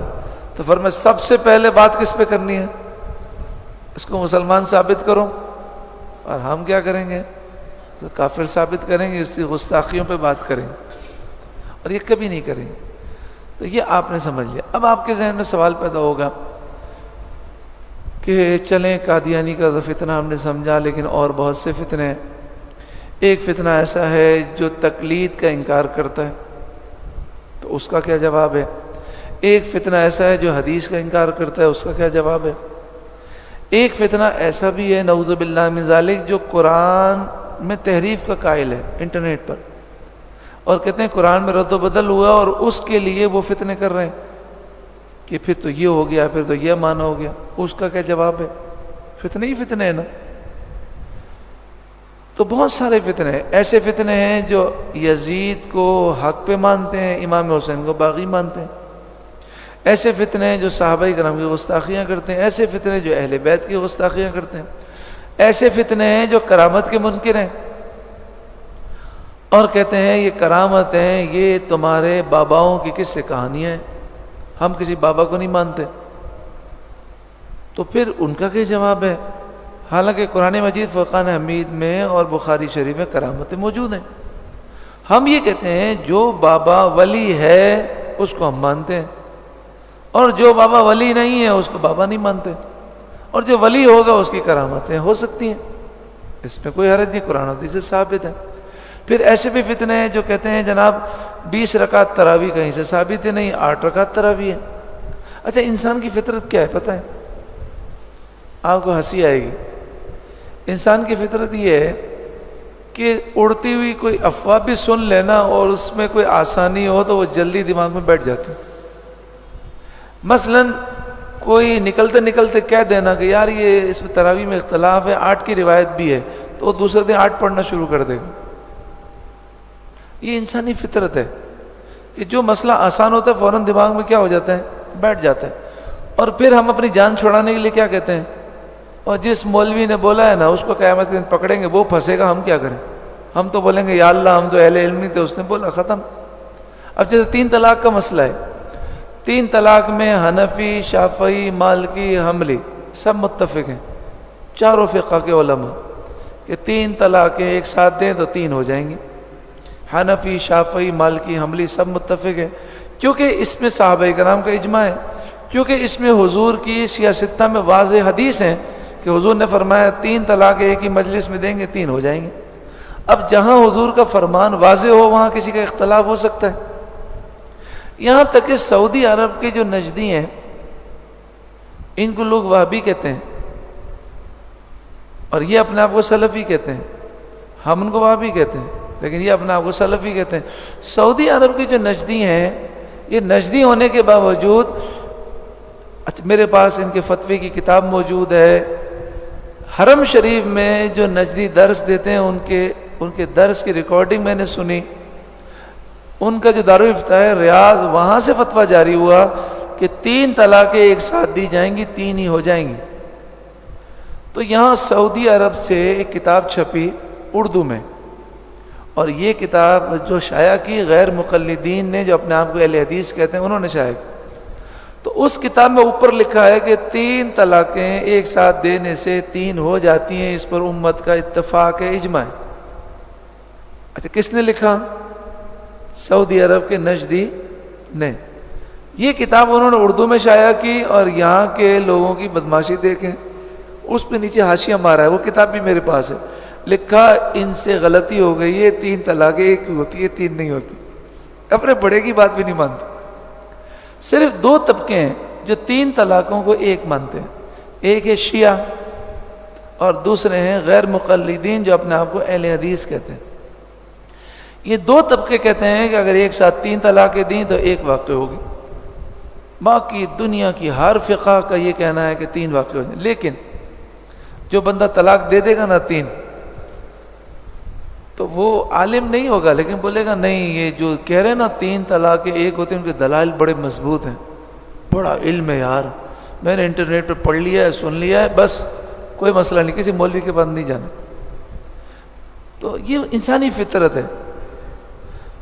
اب دیکھیں، اسلامک بینکنگ ہے، تو اسلامک بینکنگ میں اکثر لوگوں کا دل نہیں مانتا، مطمئن نہیں ہے دل، یار تو یہ تو ہیلے ہیں، سب کچھ ہے۔ لیکن جیسے ہی کسی مولوی کا فتویٰ دیکھ لیا کہ اسلامک بینکنگ میں نفع لینا بالکل درست ہے، دل نہیں مانتا، کہتا مولوی جائے گا جہنم میں، وہ پکڑا جائے گا، میں تو نفع لے لوں۔ تو ہمارے ایک دوست نے بتایا کہ ان کے دوست نے کیا کیا، 3-4 دکانیں تھیں، 25 کروڑ روپے کا کام تھا، انہوں نے اٹھا کے اسلامک بینکنگ میں ڈال دیا، بولا مولوی نے فتویٰ دیا۔ اب 1 کروڑ پر سالانہ مل رہے ہیں 13 لاکھ۔ کتنے؟ 13 لاکھ۔ تو آپ بتائیں 10 کروڑ روپے کتنے ہو گئے اور 25 کروڑ روپے کتنے ہو گئے؟ انہوں نے کہا گھومو پھرو، کھاؤ پیو، حلال نفع مل رہا ہے۔ انہوں نے کہا 1 کروڑ روپیہ میں نے بزنس میں لگایا پورا سال، تو مجھے پورے سال میں اتنے سمجھے اتنے آپ سمجھے مسائل ہیں کہ اس میں مجھے پورے سال میں 12 لاکھ نہیں ملے، مجھے 13 لاکھ نہیں ملے، اور یہاں میں آرام سے سوتا ہوں اور جناب حلال نفع آ رہا ہے۔ اس نے کہا بھائی تیرا دل مطمئن ہے؟ بولا نہیں، دل تو مطمئن نہیں ہے، مگر کیا کرے، مولوی پھنسے گا۔ اچھا پھر ہوا کیا؟ وہ کہتے ہیں جب سے انہوں نے کام شروع کیا نا، ان کے گھر میں بیماریاں ہی بیماریاں، پریشانیاں، مصیبتیں مصیبت، سکون نہیں۔ حدیث پاک میں نبی اکرم صلی اللہ علیہ وسلم نے فرمایا جو چیز تمہیں شک میں ڈالے اسے چھوڑ دو۔ حلال حرام یعنی کاروبار میں آپ نے فرمایا تجھے دنیا کوئی بھی فتویٰ دے، اگر تیرا دل نہیں مانتا تو وہ کام نہ کر۔ تو حلال حرام کا مسئلہ ہے۔ تو کہنے کا مقصد یہ ہے کہ بڑا برا حال ہے لوگوں کا، ایک تو علم نہیں ہے، اور پھر جو بات آسان لگے وہ فوراً ہضم بھی ہو جاتی ہے، اور پھر ایک فطرت ہے۔ اب دیکھیں، بری بات فوراً دل پہ اثر کرتی ہوتا ہے کہ نہیں؟ ہمارے بچے کو ہم اتنی ساری چیزیں سکھاتے ہیں، محلے میں کسی سے گالی سن کے آتا ہے فوراً زبان پہ چڑھ جاتی، 3 سال کے بچے کی زبان پہ اب بڑی مشکل سے نکلتی۔ تو بری بات فوراً اثر کرتی ہے، اور اچھی بات پہ اثر کرنے میں دیر لگتی۔ تو آخر میں عرض کروں گا کہ جتنے بھی انٹرنیٹ پر سوالات ہیں تقلید کے اوپر، 8 رکعت تراویح ہے کہ 20 رکعت تراویح ہے، پھر یہ مرزا انجینئر نے جتنے سوالات کیے ہیں، اس پر جو مجھے سب سے اچھے عالم لگے نا جواب دینے میں، وہ مجھے بہت اچھے لگے۔ وہ چیلنج کرتے ہیں، اور جہاں جہلم میں مرزا بیٹھتا ہے، چھوٹا مرزا، اسی کے شہر میں ان کا دارالعلوم ہے، یہ چیلنج کرتے ہیں اور کہتے ہیں بھائی جس کو سوال کرنا ہے آ جائے، مجھ سے سوال کرے، مرزا آ جائے یا مرزا کے شاگرد آ جائیں۔ پھر بھرے مجمع میں آپ ویڈیو دیکھیں گے تو بھرے مجمع میں لوگ آتے ہیں اور بڑا لڑتے ہیں ان سے، اور یہ بڑے تحمل سے جواب دیتے ہیں، اور ان کی ایک ایک بات کا جواب دیتے ہیں۔ تو اس سے فائدہ کیا ہوتا ہے کہ ہمیں ہر سوال کا جواب مل جاتا ہے، اور پھر جب وہ مانتا نہیں ہے نا تو اس کے ہاتھ میں قرآن پاک دے دیتے ہیں اور کہتے ہیں آپ کھائیں قسم قرآن کی، اللہ کی قسم کھائیں کہ جو میں نے باتیں آپ کو بتائی ہیں وہ آپ کو سمجھ میں نہیں آئیں، تو وہ قسم نہیں کھاتا، کیونکہ سمجھ تو آ گئی، بلا وجہ ضد کر رہے تو آپ کہتے ہیں پھر آپ جائیے، اب آپ کے نصیب۔ تو عوام پہ یہ تاثر قائم ہو جاتا ہے کہ دلائل مضبوط ہیں۔ انہوں نے ایک کتاب لکھی ہے نماز کے مسائل، اگر وقت ہوتا تو میں اس کتاب میں سے آپ کو درس دیتا۔ جتنی نماز میں جتنے اعتراضات ہیں بدعقیدہ لوگوں کی طرف سے، انہوں نے صحیح حدیثوں سے سب کے جوابات دیے، یہاں تک کہ ہاتھ کہاں باندھنا ہے اس کو بھی صحیح حدیث سے ثابت کیے، سارے حوالے دیے ہیں، بڑی اچھی کتاب لکھی ہے۔ اور یہ بار بار چیلنج کرتے ہیں، مطلب کہتے ہیں کہ آپ چاہیں تو بائی پوسٹ بھی آپ یہ کتاب منگوا سکتے ہیں۔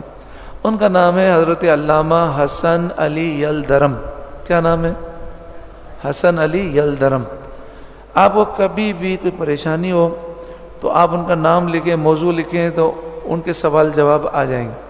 اچھا، سوال جواب میں فائدہ کیا ہوتا ہے؟ اب لمبی لمبی تقریریں یاد نہیں ہوتی ہیں، لیکن ایک سوال وہ کرتا ہے نا، آپ جواب دیتے ہیں تو وہ دوسرا سوال کرتا ہے، اس جواب پر آپ کہتے ہیں مجھے پتہ ہے یہ سوال ہوگا، اگلا سوال بھی بتا دیتا ہوں، اس کے بعد آپ یہ سوال کریں گے، پھر وہ جواب دیتے ہیں، اس کا جواب یہ، پھر اس کا جواب یہ، اس کا یہ جواب۔ الحمدللہ کئی مرزا کے جو شاگرد ہیں انہوں نے توبہ کی ہے ان کے ہاتھ پر، الحمدللہ، کیونکہ بات قرآن و حدیث سے جب بندہ کرتا ہے، دلائل سے۔ اور پھر انہوں نے کئی دفعہ چیلنج کیا ہے کہ چھوٹے مرزا کو لے آؤ، جس کو بھی لے آؤ، آئے مجھ سے بات کرے، ہم سیکورٹی بھی دیں گے، بڑے پیار محبت سے بات کریں گے۔ ابھی صحافی نے اس سے مرزا سے پوچھا کہ اس نے کہا کہ مجھے مناظرے کے چیلنج کرتے ہیں، کوئی آتا نہیں ہے میرے سامنے، تو اس نے کہا جب آتا ہے تو آپ بھی تو نہیں آتے، کہا وہ بات الگ ہے، وہ بات الگ ہے، یہ کبھی بھی کسی مناظرے میں آیا نہیں ہے ٹائم دے کر بھی، کیونکہ یہ بالکل جاہل آدمی ہے۔ اس کو جو دشمنان اسلام ایجنسیاں ہیں اس کو ٹرین کرتی ہیں، پورا ہفتہ اس کو لکھ کے دیا جاتا ہے، یہ رٹتا ہے، جو باتیں اس نے رٹی ہوئی ہیں وہی بیان کرتا ہے، پرانی باتیں جو یاد ہیں وہی بیان کر سکتا ہے، اگر کراس کوشچن کرے تو اس کے بعد جواب نہیں۔ پھر یہ کیا کرتا ہے، ہفتے میں ایک دفعہ تقریر کرتا ہے اپنے شاگردوں کو جمع کر کے، اور ان میں بھی جو سوال کرنے والے ہیں پہلے سے سوال طے ہوتا ہے، یہ سوال کرنے، اس کا وہ تیاری کر کے آتا ہے۔ جاہل آدمی ہے، یعنی وہ قرآن پاک دیکھ کر بھی یا بخاری شریف دیکھ کر بھی صحیح نہیں پڑھ پاتا۔ انجینئر تھا، وہ کہتے ہیں یلدرم صاحب کہ یہ ماں باپ سے بدلہ لے رہا ہے، اس کو بننا تھا مولوی، ماں باپ نے انجینئر بنا دیا تو زبردستی مولوی بن رہا ہے، اب پوری قوم کا تباہ کر رہا ہے۔ تو چونکہ یہ مسائل ہیں، وہ پورا ہفتہ تیاری کر کے کاغذات لکھ کے آتا ہے، اب اس کے بعد پوری ٹیم ہے خفیہ ایجنسیوں کی جو اسے تیاری کراتی ہے، اور مسلمانوں میں فتنہ۔ اچھا، اس کا مقصد کیا ہے؟ مقصد یہ ہے، یہ بندہ یہ ثابت کرنے کی کوشش کرتا ہے کہ سب غلط ہیں سوائے میرے۔ تو اس سے کیا ہوگا؟ اس سے یہ ہوگا کہ عوام کے تاثر بنے گا کہ بھائی جتنے بھی دین جاننے والے ہیں سب غلط ہیں، اس کا مطلب دین کو چھوڑ دو۔ تو پہلے ہماری جو دشمن ایجنسیاں تھیں وہ ہمیں فرقوں میں لڑانا چاہتی تھیں، اب ہمیں وہ لا دین بنانا چاہتی ہیں۔ کیا بنانا چاہتی ہیں؟ لا دین، کہ ہمارا اعتماد اٹھ جائے، قرآن و حدیث سے، ہر چیز سے اٹھ جائے۔ دوسرا کیا ہوتا ہے، یہ گفتگو میں جراثیم چھوڑتا ہے۔ مثلا کوئی واقعہ بھی پڑھے گا، مذاق اڑائے گا، یہ باباؤں کے قصے ہیں، ایسے ہی من گھڑت اچھا بنا دیتے ہیں۔ اب کیا ہوگا، جب آپ بخاری شریف پڑھیں گے نا تو بخاری شریف میں جو رسول اللہ صلی اللہ علیہ وسلم نے ولیوں کی کرامتیں بیان کی ہیں نا، وہ پڑھ کے بندہ بولے گا ہاں یار یہ بھی کیسی کتاب ہے، ہو سکتا ہے امام بخاری سے غلطی ہو گئی ہوگی۔ مثلا میں آپ کو ایک بات بتاؤں، ایک بندہ تھا، وہ ان سے تعلق رکھتا تھا، اس کا شاگرد تھا، تو ہمارے دوست نے اس سے کہا کہ میں آپ کو ایک بابا کا قصہ سناتا ہوں۔ بولا سنائے۔ بولا ایک بابا تھے، اپنے گھر میں وہ مطلب عبادت کر رہے تھے، تو ان کی ماں آئی، اس نے آواز دی، تو انہوں نے سوچا میں نفل پڑھ رہا ہوں تو میں اس کو جواب کیسے دوں۔ ماں چلی گئی، دوسرے دن پھر آئی، پھر تیسرے دن پھر آئی، تو ماں ناراض ہو گئی اور ماں نے کہا کہ تو اس وقت تک نہ مرے جب تک بری عورت سے تجھے پالا نہ پڑے۔ پھر یہ ہوا کہ ایک بری عورت نے اس پہ تہمت لگائی، اور بچہ لے کر آ گئی اور کہا کہ یہ بچہ اس کا ہے اور اس نے میرے ساتھ برا سلوک کیا. تو انہوں نے فوراً اللہ کی بارگاہ میں رجوع کیا اور اس بچے کے پیٹ پر ہاتھ رکھ کر کہا اے بچے بتا تو کس کا ہے. تو اس نے کہا کہ یہ میری ماں جھوٹ بولتی ہے اور آپ نے کچھ نہیں کیا, اللہ تعالیٰ نے ان کی عزت بچا. یہ واقعہ سنا ہے تو وہ زور زور سے کہہ کے مار کے ہنسنے لگا. اس نے کہا باباؤں کے قصے تم لوگ سناتے رہتے ہو, ایک دفعہ ماں آئی, چلو نفل پڑھ رہے تھے تو ماں کے پاس چلے جاتے, ماں سے پوچھنے تک نہیں کہ یہ کیسے ولی ہیں اللہ کے. اور پھر ماں بھی ایسی ظالم کہ 3 دفعہ آئی تو اندر جا کے دیکھ لیتی وہ کیا کر رہے ہیں, فوراً بدعا دے دی اور اللہ نے اس کی بدعا قبول بھی کر لی. اور پھر اتنے بڑے ولی تھے تو ان کو پتہ نہیں تھا کہ ماں ناراض ہو گئی ہے, کہ بچے پر ہاتھ رکھا اور بچہ بولنے لگا. انہوں نے بخاری شریف کھولی, بولا یہ رسول اللہ کا فرمان ہے, حضور نے واقعہ سنا ہے, اور یہ بنی اسرائیل کے عابد تھے. اب بتائیے کہ جو جراثیم ڈالے جا رہے ہیں نا اس کا انداز کیا ہو گیا کہ اب بخاری کے واقعات پر بھی اعتراض کریں گے. نہیں یہ بخاری شریف میں ہے تو ہو سکتا ہے امام بخاری بھی تو انسان ہے, غلطی ہو سکتی ہے, واقعہ تو سمجھ میں نہیں آ رہا.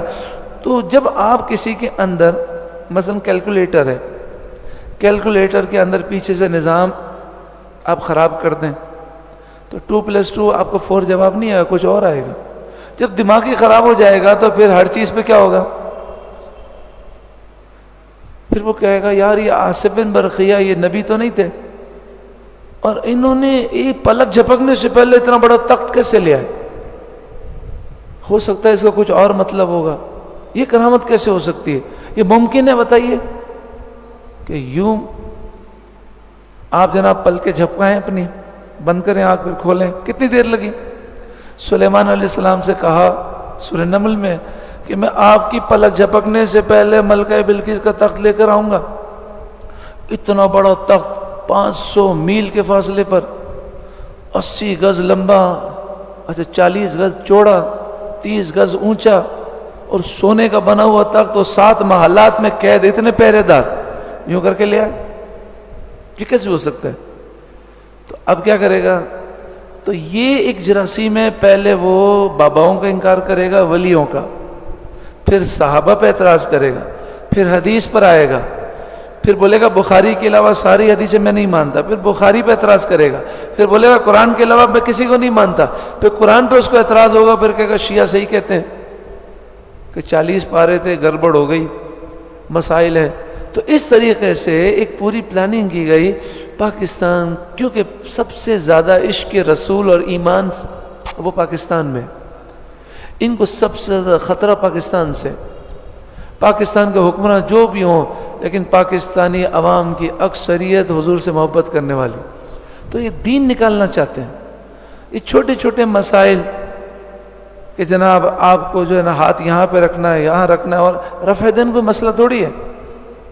شافعی رفع دین کرتے ہیں, مالکی کرتے ہیں, حنبلی کرتے ہیں, سارے ہمارے بھائی ہیں اگر سنی ہو. شافعی بھی سنی ہے, حنفی بھی ہیں. تو حنفی ہو, شافعی ہو, مالکی ہو, حنبلی ہو, اگر وہ تقلید کرتا ہے تو وہ حق پر ہے. ہم جس کی تقلید کرتے ہیں ان کی تحقیق مانیں گے اور دوسرے پر ہم اعتراض نہیں کریں گے. بھائی ایک بزرگ ہیں جو ہر سال یہاں پر آتے ہیں, شیخ عبدالعزیز الحسنی والحسینی, شافعی ہیں, شام سے آتے ہیں, ہم ان کا ادب کرتے ہیں, وہ رفع دین کرتے ہیں. مگر فرق کیا ہے؟ وہ رفع دین کرتے ہیں امام شافعی کی تقلید میں, ان کی تحقیق مان کر. تو ہم کہتے ہیں آپ بھی رفع دین کریں کسی بزرگ کی تحقیق مان کر, خود ڈنڈیاں نہ ماریں. اور جو رفع دین نہیں کرتے اس کو آپ یہ نہیں کہہ سکتے کہ وہ سنت کے خلاف نماز پڑھ رہے ہیں, کیونکہ رفع دین نہ کرنے کے دلائل بھی موجود ہیں. رفع دین نہ کرنے کے دلائل رفع دین کرنے کے دلائل سے زیادہ مضبوط ہیں. اس موضوع پر اگر موقع ملا تو میں آپ کو بتاؤں گا کہ رفع دین نہ کرنے کے دلائل کیا ہیں, وہ زیادہ مضبوط ہیں. لیکن جو اگر مقلد ہے, شافعی, مالکی, حنبلی کرتا ہے, کوئی مسئلہ نہیں ہے. ہمارا یہ مسئلہ نہیں ہے. اصل مسئلہ ہمارا کس کا ہے؟ عقائد کا ہے. کس کا مسئلہ ہے؟ عقائد کا ہے. اب بتائیے جو دیوبندی ہیں یہ تو حنفی ہیں، لیکن ہمارا اختلاف کیوں ہے ان سے؟ بتائیے، بتائیں، عقائد پر ہے۔ تو ہمارا جو اختلاف ہے شافعی، مالکی، حنبلی ہونے پر یا رفع یدین کرنے نہ کرنے پر نہیں، عقیدے پر ہے۔ غیر مقلدین سے ہمارا جو اختلاف ہے رفع یدین پہ نہیں ہے۔ ہمیں جو تکلیف ہے وہ یہ ہے کہ یہ کہتے ہیں کسی بڑے عالم کی بات ماننے کی ضرورت نہیں، قرآن کا ترجمہ پڑھیں، حدیث کا ترجمہ پڑھیں، آپ جیسے بھی فیلڈ سے تعلق رکھتے ہیں ترجمہ پڑھیں، عمل کرتے جائیں، کافی ہے۔ یہ غلط طریقہ ہے۔ یہ کیا ہے؟ غلط طریقہ ہے۔ آپ جو ماہر ہیں ان کی بات مانیں اور ان کی راہ پہ چلیں۔ اور 4 ماہرین پر پوری امت کا اجماع ہوا، کون کون سے؟ امام شافعی، امام مالک، امام احمد بن حنبل اور امام اعظم ابو حنیفہ۔ 4 میں سے کسی ایک کی تحقیق کو مان کر اس پہ چلنا شروع کر دیں تو کوئی حرج نہیں ہے۔ تو اس طریقے سے پھر دوسری یہ کہ یہ جتنے بھی مطلب لوگ کہتے ہیں ہم باباؤں کو نہیں مانتے، وہ پیش جو کال کریں گے بابا کا کریں گے۔ امام ترمذی نے کہا یہ حدیث ضعیف ہے۔ امام ترمذی کون ہے؟ بابا ہیں۔ امام ترمذی کے کہنے پہ تم نے مان لیا، یعنی بابا کے کہنے پہ ضعیف مان لیا۔ امام ابو داؤد نے کہا یہ حدیث صحیح ہے، تو امام داؤد کون ہے؟ ابو داؤد بابا ہیں۔ تو باباؤں کے مانے بغیر تمہارا گزارا ہی نہیں ہے۔ یہ بخاری شریف کیا حضور نے آ کے ہمیں خود دی ہے؟ بخاری شریف 200 سال کے بعد لکھی گئی ہے۔ کتنے سال کے بعد؟ یہ تو امام بخاری کو بابا مانو گے، ان کے کہنے پہ مانو گے حدیث ہے تو آپ مانو گے، ورنہ کیسے مانو گے؟ آپ کہ میں کسی بابا کو نہیں مانتا تو بخاری بھی نہیں مانو۔ اچھا یہ قرآن حضور نے ڈائریکٹ ہمیں دیا، صحابہ کو ملا، پھر صحابہ سے تابعین، تبع تابعین، باباؤں سے ہی آیا ہے، تو سارے باباؤں کو نکال دیں۔ ہاں بس فرق یہ ہے کہ ہم کہتے ہیں جو حقیقی بابا ہیں یعنی جو اللہ کے نیک بندے ہیں ان کو مانتے ہیں، اور جو 2 نمبر ہیں جعلی ہیں ان کا ہم سے کوئی تعلق نہیں۔ جزاک اللہ خیر۔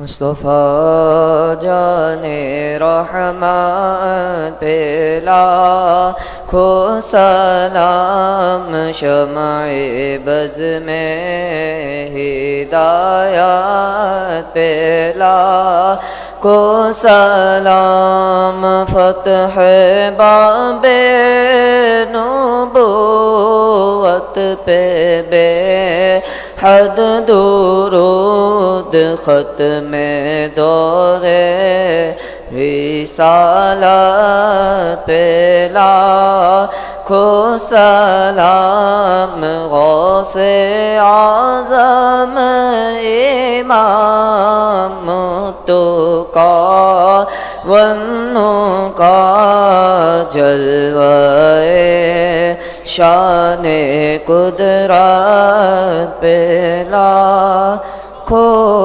سلام۔ ان اللہ وملائکتہ یصلون علی النبی یا ایھا الذین آمنوا صلوا علیہ وسلموا تسلیما۔ اللهم صل على سيدنا مولانا محمد بن عبد الله ما ضاق أمر إلا وفرجه الله، سبحان ربك رب العزة عما يصفون وسلام على المرسلين والحمد لله رب العالمين، لا إله إلا الله محمد رسول الله۔ لبيك لبيك لبيك يا رسول الله، لبيك لبيك لبیک یا رسول اللہ، تاجدار ختم نبوت، من سب نبیًا من سب نبیًا۔ آج بھی میرے بابا جی دی